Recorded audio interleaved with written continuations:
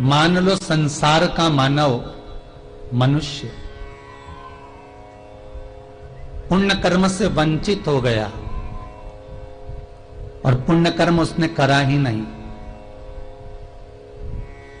तो ये दिशा कर रही है यमराज से कि मान लो उसने जिंदगी में कोई सत्कर्म ना करा हो, कोई पुण्य कर्म ना करा हो और उसको नरक जाना है, ये निश्चित हो गया है, नरक का भोग उसे भोगना ये निश्चित है।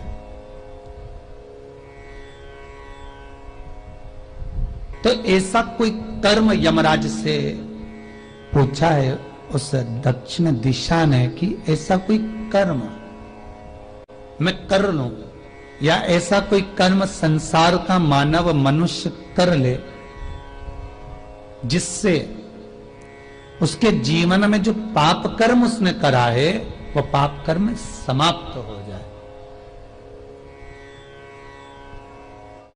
ये अपनी जिंदगी में उतार लेना कि हमने जितना पाप कर्म करा है वो पाप कर्म हम यहीं पर समाप्त कर कर कैसे जा सकते हैं। अपने संपूर्ण पाप को हम यहीं पर समाप्त कर दें और फिर भगवान के पास जाए। ऐसा कोई कर्म कर जाए। दक्षिण दिशा ने जितनी जितनी चीजें मांगी है भगवान से वो जगत के कल्याण के लिए मांगी है। बहुत ध्यान देना हमारा।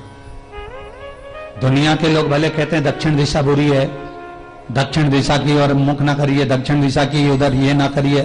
भले दुनिया के लोग कहते हैं पर दक्षिण दिशा पूरब पश्चिम उत्तर वायव्य अग्नि ये पूरी 10 दिशाओं में जो दक्षिण दिशा है इसने जितना भगवान से जगत के लिए मांगा उतना किसी दिशा ने नहीं मांगा।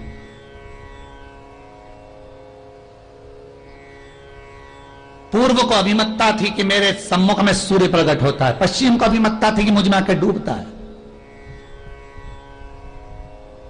उत्तर को अभिमत्ता थी वायव्य को, ईशान को, आग्नेय को। इन सारी दिशाओं को बड़ी बड़ी अहंकारिता है, बड़ी अहंकारिता, बहुत अभिमान।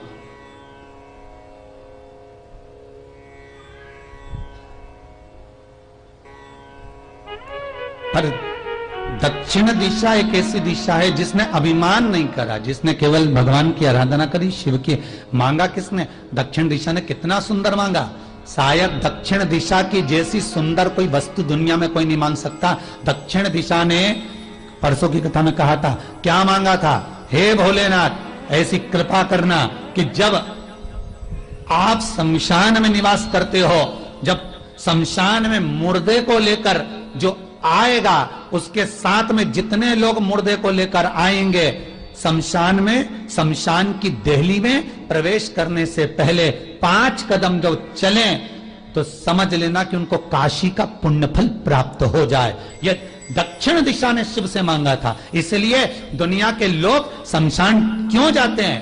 नहीं तो 2-4 लोग उठा के ले जाए करके, और सारे के सारे मिलकर इसलिए जाते हैं कि वहां पर काशी के पुण्य फल को पाने का सबसे सुंदर तरीका है कि मुर्दे को जब लेकर शमशान प्रवेश करते हैं तो उसका फल अधिक मिलता है। इसलिए हमारे यहाँ सहज भाषा में कहते हैं कि जब मुर्दा जल जाता है उसके ब्रह्म कपाल क्रिया हो जाती है, सिर फोड़ दिया जाता है। पुत्र डंडे में लोटा बांधकर घी बांधकर पिता का सिर फोड़ देता है। फोड़ने के बाद सारे गांव के लोग 5 अंकनी देते हैं, 5 संविदा, 5 लकड़ी, 5 कंडे का टुकड़ा उस चिता पर फेंकते हैं। उसका फल लोग कहते हैं अश्वमेध यज्ञ के फल के बराबर है। अश्वमेध यज्ञ का फल यहाँ शास्त्र कर रहा है, शिव महापुराण की कथा कर रही है कि आप केवल शमशान में प्रवेश ही कर गए तो काशी का पुण्य मिल गया। और चिता की अग्नि के सामने आप जो 5 लकड़ी के टुकड़े, 5 कंडे के टुकड़े जो मुर्दे पर चलती हुई चिता पर फेंक रहे हो, शिव महापुराण की कथा कहती है वो अश्वमेध यज्ञ के फल के लिए नहीं रहता, वो शंकर को उस आत्मा से मिलाने के लिए होता है। शिव को मिलाना है उस आत्मा।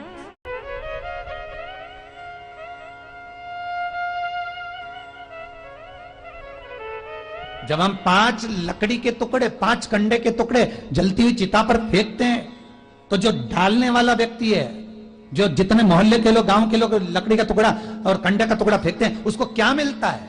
तो कहा अश्वमेध यज्ञ का फल। नहीं नहीं नहीं, उसको क्या मिलता है? शिव महापुराण में स्पष्ट किया, गरुड़ पुराण के 9वें अंश में बताया और स्कंद पुराण में बताया कि जब वो 5 टुकड़े लकड़ी के या कंडे के चिता के ऊपर फेंकता है तो शास्त्र कहता है कि उस समय जिस जीव ने जो कंडा टुकड़ा फेंका है उसने अपनी जिंदगी में अभी तक में जितना पाप कर्म करा होता है, चिता पर मात्र कंडा लकड़ी का टुकड़ा फेंक देने से उसका वो पाप भी समाप्त हो जाता है। पाप समाप्त।